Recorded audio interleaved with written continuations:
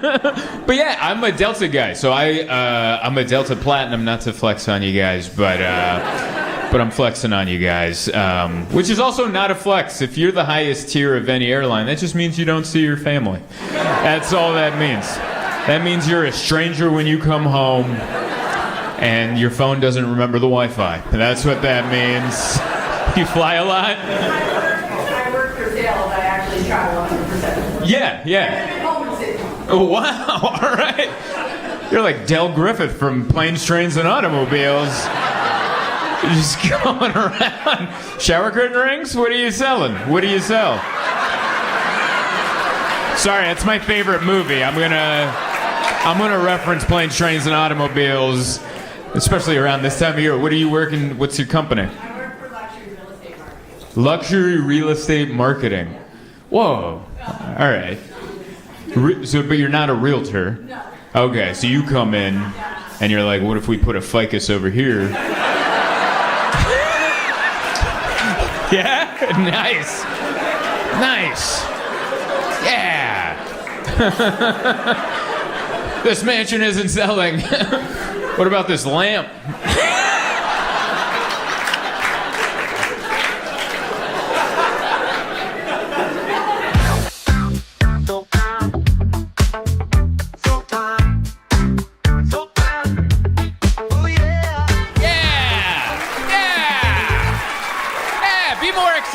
This is it. All right. Yay. All right, we did it. Yeah, look at us. Clap it up one more time for Grace and Bob. Make it loud for them. I feel so bad for Grace. She's been having to hang out with us in the green room, and Bob's just being himself the whole time. That's who Bob is all the time. It's not like he's back there just reading Tolstoy or something. And he loves those red boots too. He has a special carrying case for them. Like he brings luggage and then they're in little bags and he brings them out and he's like, oh, I gotta put my boots on, Daddy. And he just mutters. That's who he is. He just mutters stuff. He passed me in the hall and he's like, have fun out there. And I'm like, thanks, Bob. And he goes, 9/11. And then he just... That's who Bob is. He just says 9/11 for no reason. It's his favorite thing, 9/11. One time we were at the airport and I'm like, you have to stop doing that. Dude, they're not gonna let us on the plane, buddy. We gotta get to where we're going. And we're here, man. We're here in Charlotte. This is beautiful. I love the club. I like this whole, I don't know what all this is. You guys, the city was like, you can have entertainment, but you gotta cram it into one. We'll allow fun times, but it has to be on one old high school looking campus situation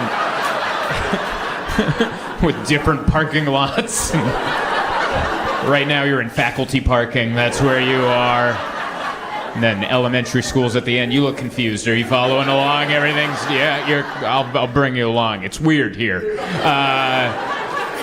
I like it because it looks so inviting, and then you come in and I just see people getting screened with metal detectors, and I'm like, what's going on in the Queen City? You know?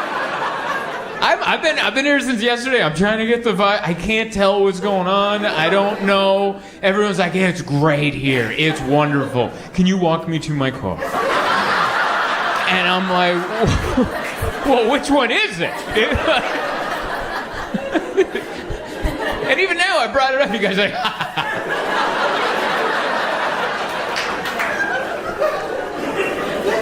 we don't know what's going on.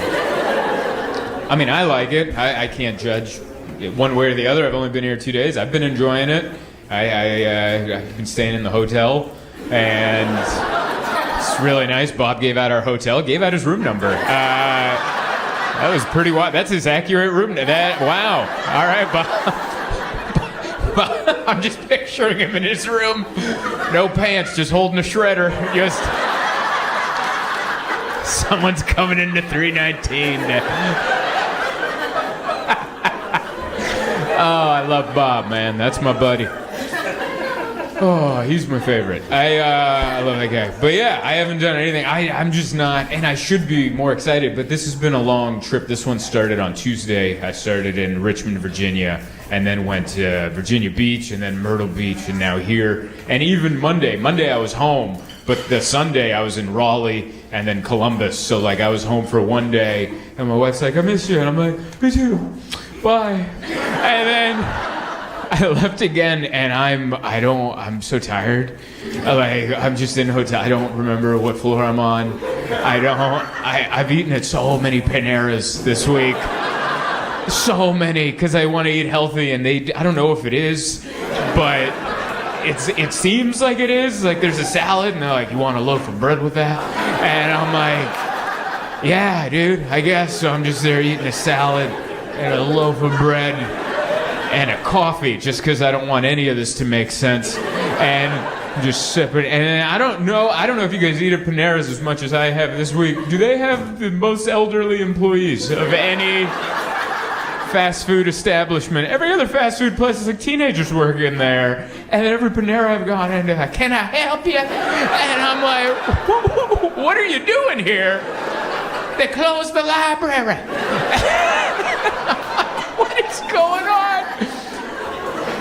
Oh, and they look so confused. They got the iPad over there, and they're like, do you have a rewards number? And I'm like, I don't. They're like, thank God, because I wouldn't know what to hit if you did. Tell me you're paying in cash. Please tell me you're paying in cash. And Panera's a real hit or miss. Like you go to a good one, and you're like, I like vegetables. And then you go to a bad one, you're like, I'll never eat a tomato again. That was the worst thing. No, that one's been on the floor. No, I've been enjoying it. It's been a lot. I was in Myrtle Beach before I came here, and I made the drive here from Myrtle Beach. Myrtle Beach, not that far away, like 3.5 hours, I think the drive was. And pretty much another planet compared to Charlotte. Like, oh my God, that is Republican Disneyland out there.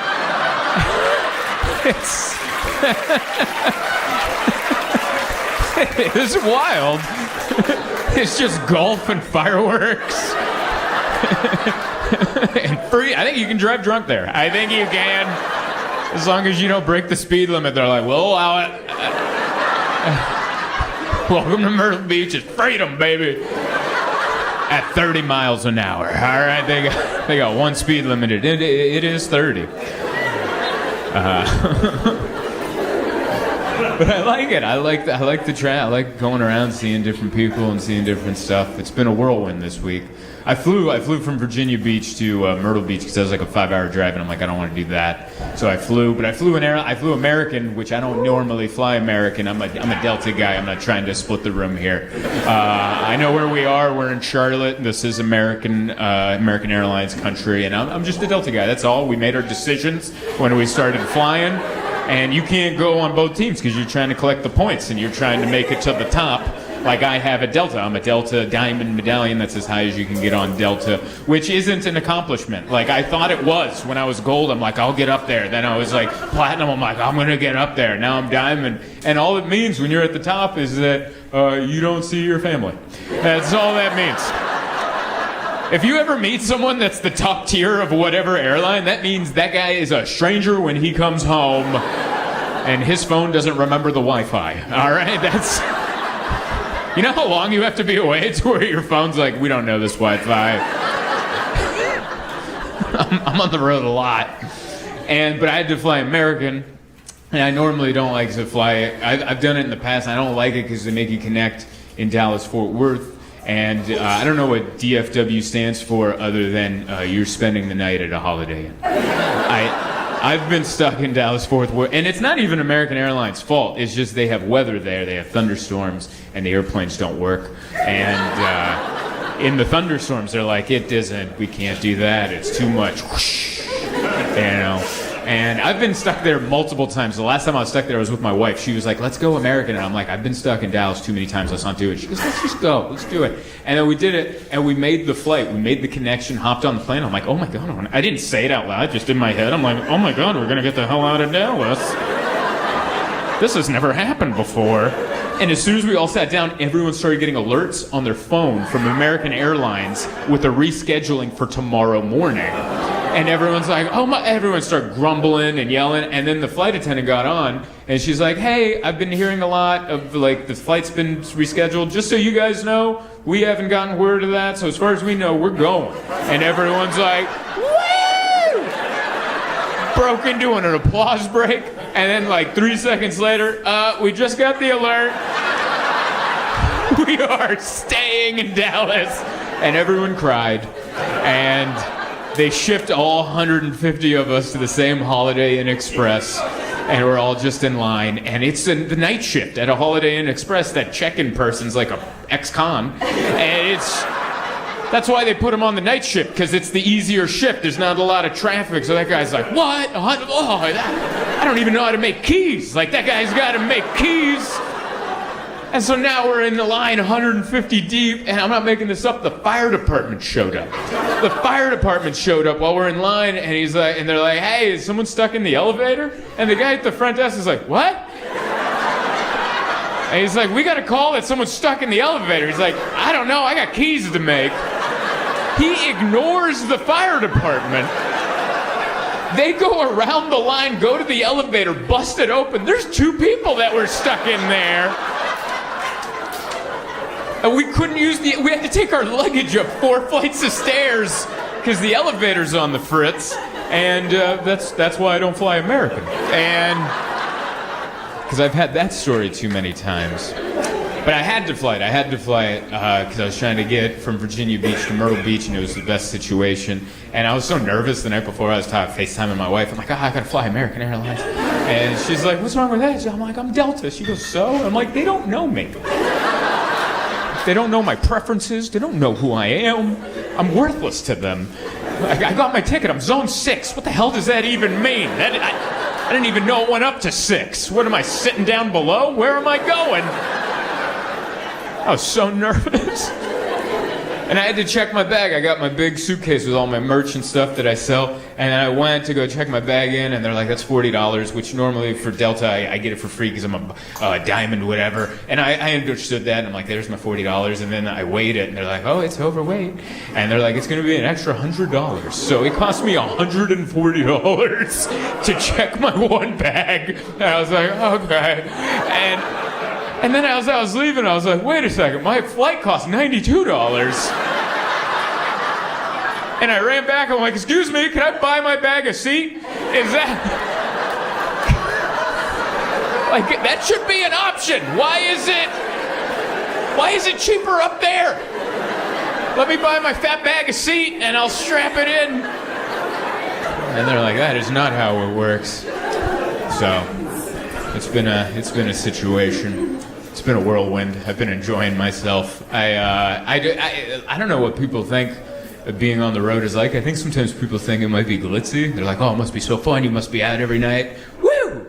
No, I don't do that at all. I think the one almost fun thing I did was after the Myrtle Beach show. I was like, this is fun. So at the hotel, I got a little bottle of Pinot Noir, you know, those baby bottles of Pinot Noir, and I got a bag of beef jerky. And I went up that was the after party. It was me in my underwear sitting crisscross applesauce, just plowing beef jerky and chugging red wine out of a bottle while watching pro wrestling on YouTube from 20 years ago.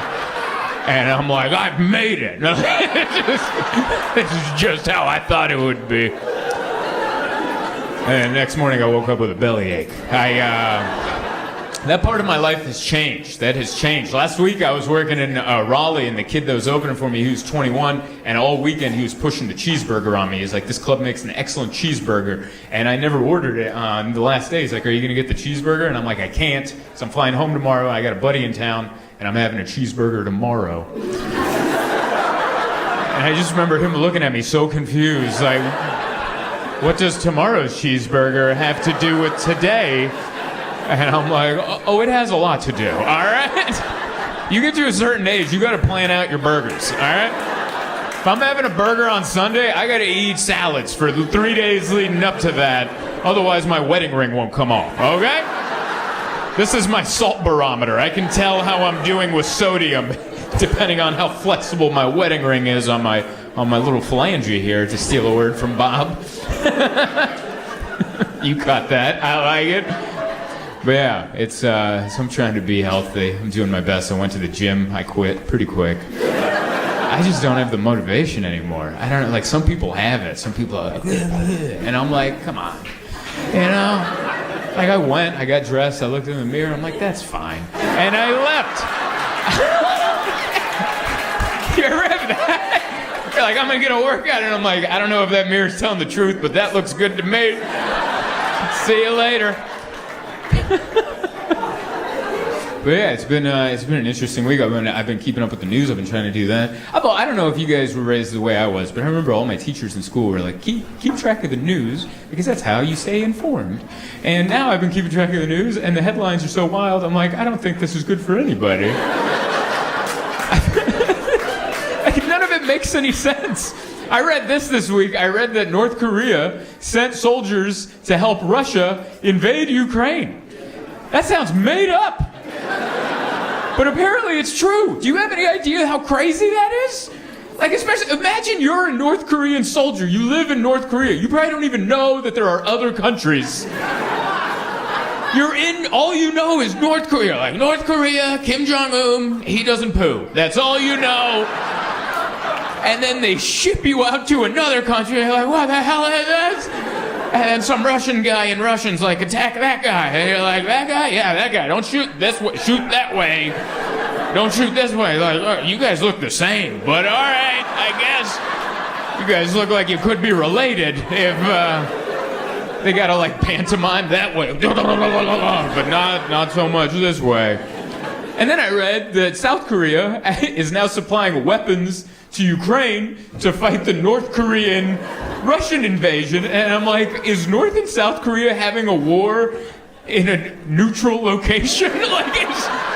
This feels like the Super Bowl. This feels like Ukraine is hosting the Super Bowl of war. And they're like, it's a neutral, no home fans. Like, this is open to everybody. It's insane. It's crazy. Trump was on Rogan. I watched that for a few minutes, and then I'm like, he's talking too much about The Apprentice, and I turned it off. That's the world we're in, man. Joe Rogan is now Barbara Walters. Like, that's 20 years ago, it was Barbara Walters. Tell me about your policies. And Rogan's like, hey, you ever had elk? Dude, elk meat? And you're like, that's who we're interviewing. The presidential. Oh, I'm so glad we're almost getting to the election because I'm tired of these emails, man. I get an email every 4 seconds. We're gonna do it. I just need more of your money specifically. And you're like, how are you panhandling harder than the homeless people outside? They don't bother me as much as you. Oh man, it's so hard. And it's fun. It's fun to bring up the election in a swing state because you can feel the tension. Like, right? You could feel it, right? It was Everyone's trying. Oh yeah, there's one of them right there. There's another one over there. And start scoping them. Oh, that's fun, dude. You guys are from Portland, nice. I like it. Their whole motto is they keep it weird over there, right? And they're doing a good job. They're doing a good job. Go check it out. Everyone's pulling their weight in that town, making it weird. I did that show in Seattle, and then I took the train down to Portland. And when I got to the train station, I came across a young lady who I hope was on drugs. You ever meet anyone like that? Where you just go, ooh, I hope that's not permanent.